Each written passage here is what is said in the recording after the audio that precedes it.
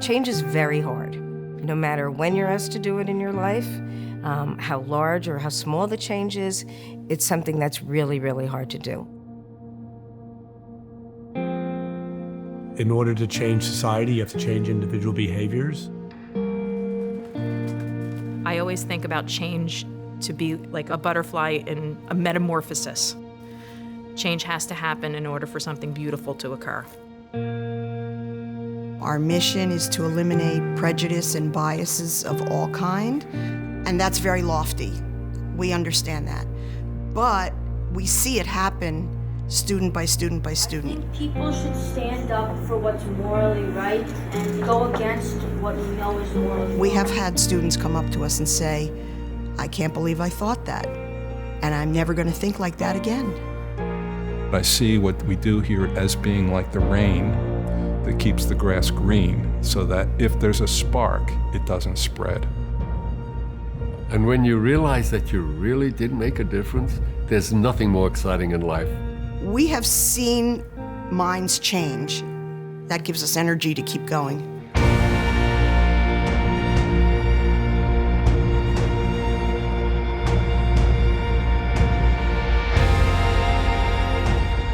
When I think about all the things that change does, the big number that comes into my mind is 25,000.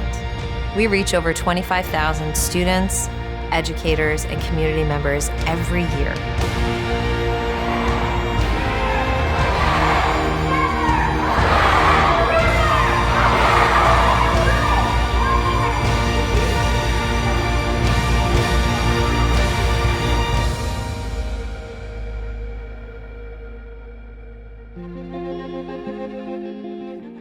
The Holocaust was a subject that was very difficult to discuss, and it was about in the late 60s, early 70s when survivors, children were out of the house and they had time to reflect on their own experiences.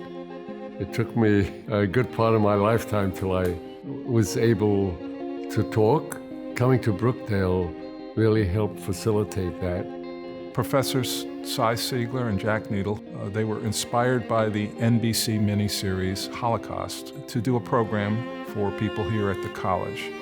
It was the first time in our area that a Holocaust survivor had shared their testimony, and it had such great impact that the Dean of Community Studies here on the campus said, let's start a Center for Holocaust Studies, which was the first name of Chhange.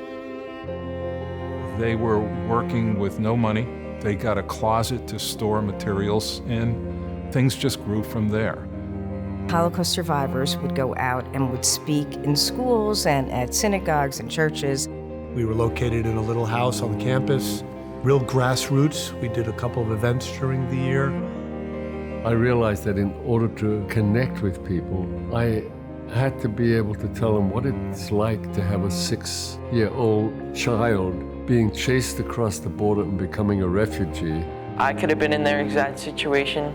His normal life would be completely unimaginable for me. To know that if we grew up in that time, there might not be a tomorrow at school. There might not even be a tomorrow in general.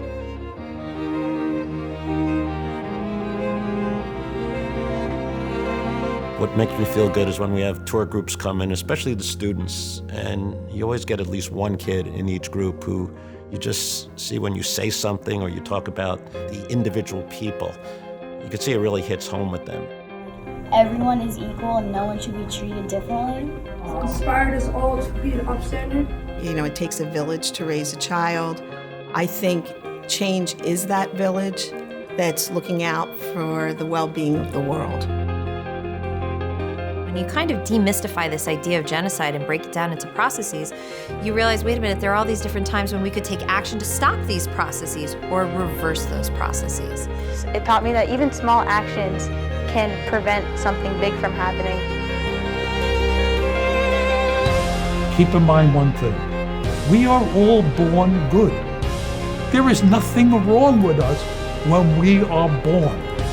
If we become bad, if we become evil, we had to be taught that. To be able to understand that change happens and be able to adapt to change is what makes us a resilient type of animal.